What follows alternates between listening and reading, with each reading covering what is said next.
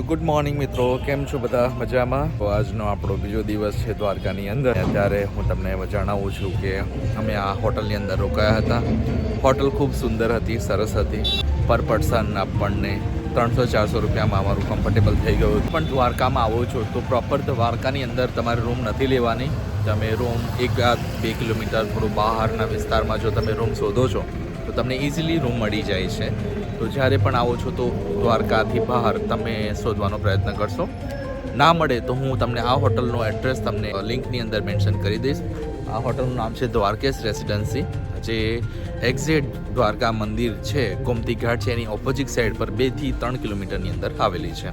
Hotel ખૂબ સુંદર છે, reasonable રેટની અંદર છે. તમે પણ આવો છો તો અહીંયા જરૂરથી આવજો.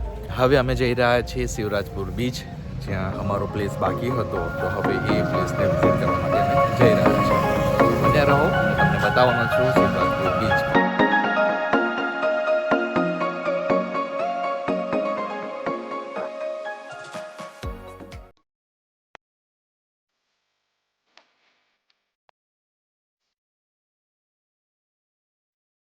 નમસ્કાર મિત્રો, શું તમને ખબર છે કે માલદીવ જેવો દરિયો આપણા ગુજરાતની પણ આવેલો છે? શું તમે જોયો છે? ચલો, તમે ના જોયો હોય તો આજે તમને ગુજરાતનો એક એવો દરિયો હું તમને આજે વિઝિટ કરવાનો છું. તો બન્યા રહો મારા વિડીયો સાથે. હું છું નિતેશ અને આપ જોઈ રહ્યા છો નિતેશ એક્સપ્લોરર. મારી યુટ્યુબ ચેનલને આપને ઘણો સપોર્ટ કર્યો છે. આવો જ સપોર્ટ આગળ પણ આપતા રહેજો. હું તમારા માટે નવા વિડીયો લેતો આવીશ. તો આજે આપણે આવી ગયા છે દ્વારકાના એક શિવરાજપુર બીચ પાસે, જેને ઇન્ટરનેશનલ બ્લુ ફ્લેગનો એવોર્ડ પણ મળ્યો છે. દ્વારકાથી માત્ર 12-14 કિલોમીટરના અંતરે આ બીચ આવેલો છે. રસ્તો એકદમ સરસ છે. તમે આરામથી 15-20 મિનિટમાં અહીંયા પહોંચી શકો છો. એન્ટ્રન્સની સાથે અહીંયા બાથરૂમ, ક્લીનનેસ, વોશરૂમ વગેરે બધું જ અહીંયા અવેલેબલ છે. તમે ફેમિલી સાથે પણ આવો છો તો અહીંયા તમને બધી રીતે જરૂરિયાત મળી શકે છે. સાથે પીવાનું પાણી, બરફ વગેરે પણ અહીંયા ઉપસ્થિત છે. તો ચાલો આપણે વિડીયોની શરૂઆત કરીએ અને બતાવું તમને આજના વિડીયોની અંદર કે આપણે ક્યાં પહોંચી ગયા છે. તો અહીંયા જોશો એ મારી પાછળના બેકગ્રાઉન્ડમાં ખૂબ વિશાળ માત્રાની અંદર દરિયો આવી ગયો છે, જેનું નામ છે શિવરાજપુર બીચ. તમે જોઈ શકો છો મિત્રો, એ આ દરિયો ખૂબ જ ક્લીન છે. અહીંયા જાળવણી સારી રીતે કરવામાં આવે છે. અહીંયા જરા પણ કચરો દેખવા નથી મળતો.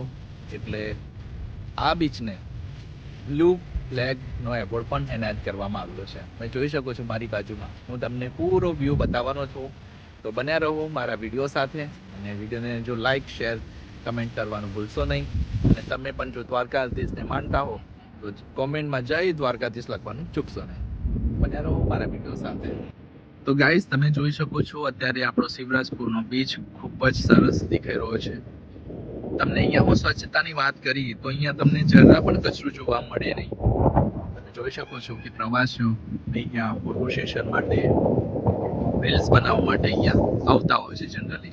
તમે પણ જો મેરેજ એનિવર્સરી, વેડિંગ હો, રીલ્સ હો, ફોટોશૂટ કરાવવું હોય તો તમે આ બીચ પર જરૂરથી આવજો. બીચ બહુ જ સુંદર અને સરસ છે. હું તમને આ લોકેશન પર લઈ જવાનો છું, જ્યાંથી તમને દરિયાનો વ્યૂ સરસ મળે એ રીતે બતાવવાનો છું. હેલો ગાઈસ, આજે આવી ગયા છે આપણે શિવરાજપુર બીચ પર. આજે અમારા દ્વારકાનો બીજો દિવસ છે અને તમે જોઈ રહ્યા છો એના દ્રશ્યો. ખૂબ સરસ મજાનું બીચ છે. આ એકદમ ક્લીનેસ્ટ બીચ છે. તો પ્લીઝ જો તમે ગમે ત્યાંથી આવ્યો, તમે નીચે કમેન્ટ કરીને જવાનો ક્યાં છો, અને અમારી ચેનલ પર બન્યા રહો અને આવા નવા વિડીયો જોવા માટે અમને સબસ્ક્રાઇબ ને લાઈક કરો. Thank you guys.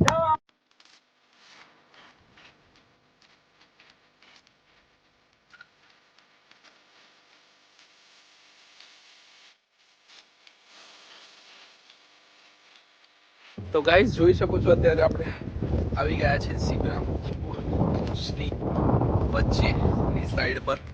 તમે જોઈ શકો છો કે અહીંયા ઘણા બધા પથ્થર છે, લપસેલા પથ્થર છે. તમે જો અહીંયા ખાસ આવતા હો તો સાચવીને ચાલવા વિનંતી. કેમ કે અહીંયા પથ્થરના જે ભાગ છે એ ખૂબ જ ખરબચડા છે, જેથી તમને ચાલવામાં તકલીફ થઈ શકે છે. પણ આ જગ્યા જરૂરથી એકવાર આવજો. જગ્યા ખૂબ જ સરસ છે. અને અત્યારે ભરતીનો સમય થઈ ગયો છે તો પાણી અત્યારે કોન્સ્ટન્ટલી વધી રહ્યું છે, તમે જોઈ શકો છો. પણ અહીંયા આવવાનો વ્યૂ જ તમે જોઈ શકો છો મારી પાછળ બેકગ્રાઉન્ડની અંદર બહુ જ મસ્ત છે. તમને અહીંયા ઘણા બધા ખેકડા જોવા મળશે, અલગ અલગ પ્રકારના, અલગ અલગ રંગના. હું તમને અત્યારે મળશે તો હું તમને વિડીયોમાં બતાવીશ કે અહીંયા જ્યારે પણ ભરતી આવે છે તો આ પૂરો એરિયા પાણીથી ઢંકાઈ જતો હોય છે અને છેક સુધી પાણી ઉપર આવી જતું હોય છે જનરલી. તો અત્યારે ભરતીનો સમય થઈ ગયો છે તો પાણી પણ અહીંયા આવી રહ્યું છે.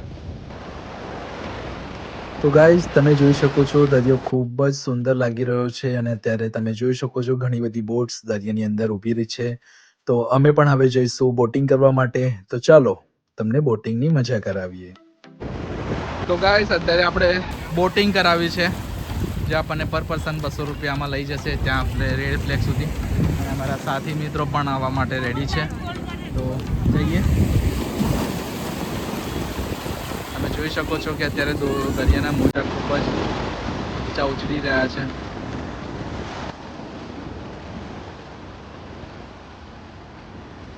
આપણે જઈ રહ્યા છે અત્યારે શિવરાજપુર બીચની અંદર અને તમે જોઈ શકો છો કે અમારા ફ્રેન્ડ સર્કલ આવી રહ્યા છે.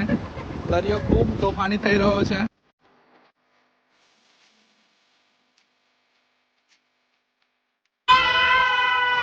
તો અમે સફર ચાલુ કરીએ છીએ.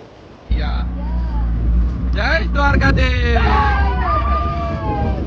તો ગાઈસ અમે જઈ રહ્યા છે અત્યારે શિવરાજપુર બીચની અંદર. નામ છે સાહેબ આપણું? રઘુભા આપણને આજે મોજ કરાવવાના છે દરિયાની. તો ગાઈસ તમે પણ જો આવતા હો તો રઘુભાઈ હોય તો કોન્ટેક્ટ કરવા વિનંતી.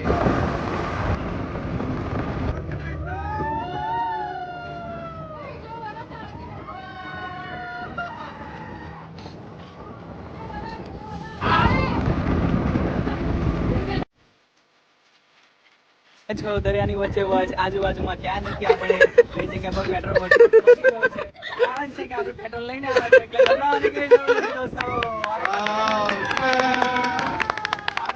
ખૂબ સરસ રીતે બોટ ચલાવે છે.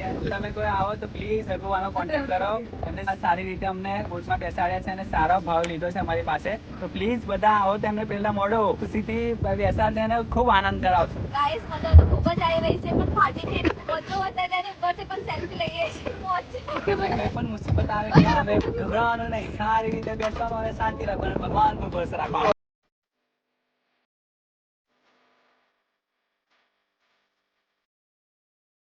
જય દ્વારકાધીશ.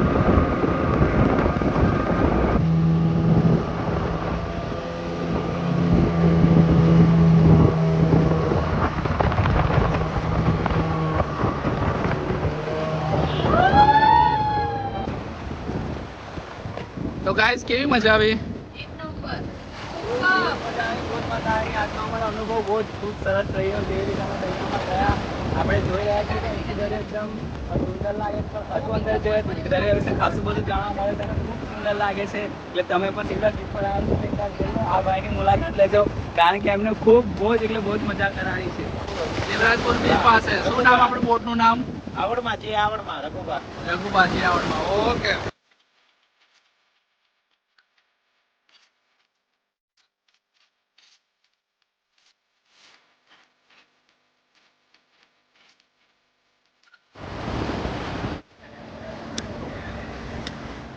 તો ગાઈસ અત્યારે શિવરાજપુર બીચમાં મને ખૂબ મજા કરી ફ્રેન્ડ લોકો સાથે.